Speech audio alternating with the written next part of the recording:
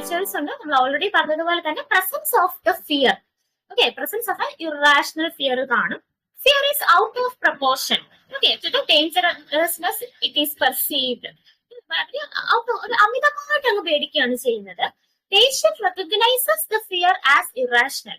പേഷ്യന്റിന് അറിയാം ഈ പേടിക്കേണ്ടത് അത്രയും പേടിക്കേണ്ട കാര്യമില്ലെന്ന് പേഷ്യന്റ് അറിയാം. But still he cannot come out of that. പേഷ്യന്റിനും അറിയാം അത് ഇറാഷണൽ ആണെന്ന്. അതാണ് ന്യൂറോട്ടിക് ഡിസോർഡേഴ്സിന്റെ പ്രത്യേകത. കാരണം എന്താ, പേഷ്യന്റ് ഹാവ് ദ ഇൻസൈറ്റ്. പേഷ്യന്റിന് അറിയാം ഇത് കുഴപ്പമാണ്, ഇത് എന്റെ കുഴപ്പമാണെന്ന് പേഷ്യന്റിന് അറിയാം. But the patient is having the insight. Patient is unable to control the fear. ഇത് തെറ്റാന്ന് അറിഞ്ഞാലും patient is unable to control the fear. And this lead to persistent avoidance of the particular object. Okay, ഇത്രയും കാര്യങ്ങൾ ഇങ്ങനെ ഓർത്ത് വെച്ചേക്കാം.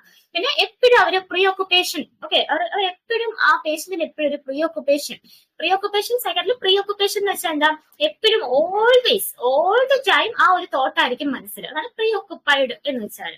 ഇപ്പം എന്താ, ഇപ്പൊ കോക്രോച്ചിനെയാണ് പേടിയെന്നുണ്ടെങ്കിൽ എപ്പോഴും ആ കോക്രോച്ചിന്റെ പ്രീ ഓക്കുപേഷൻ ആയിരിക്കും അവരുടെ മനസ്സിൽ. And that leads to distress. അവർക്ക് ഒരു എന്തൊക്കെയോ ഒരു പ്രോബ്ലംസ് കാണും. And also restriction of the freedom of mobility.